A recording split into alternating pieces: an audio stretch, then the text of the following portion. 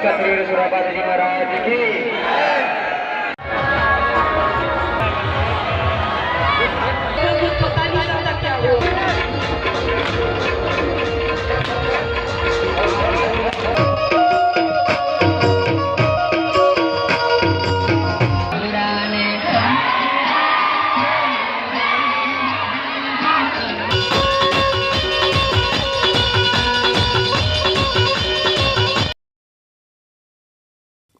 तो दोस्तों हवे आपणो भाग नंबर 2 पण चालू थई गयो छे अने भाग नंबर 1 ना जोयो होय तो जोई लेजो। अमे मीनावाड़ा दर्शन करवा गया हता अने हवे अमे भाग 2 में दर्शन करवा माटे आव्या छे अने तमे जोई शको छो अहींया केटली बधी भीड़ छे। आ तो अंदर जवानो गेट छे, त्यां पण एटली बधी भीड़ छे, तो अंदर केटली भीड़ हशे। चालो हवे अमे पण जईए छे अंदर।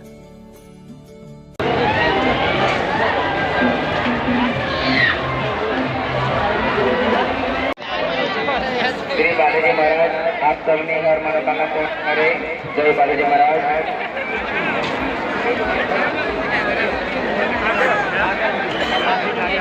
हेलो बोलो श्री क्षत्रिय सुरापाद जी महाराज की। बोलो क्षत्रिय सुरापाद जी महाराज की। तो दोस्तों हवे अमे नारियल लई अने पछी फाथीसुराना मंदिर तरफ आव्या छे अने फाथीसुरानुं मंदिर आवुं देखाय छे अने मंदिर आगळ बहु बधी भीड़ छे। तो हवे अमे दर्शन करवा जईए छे अने अंदर विडियो करवानी मनाई छे, तो एटला माटे अंदर विडियो नहीं थाय। दर्शन करवा विनंती। जय बालाजी महाराज।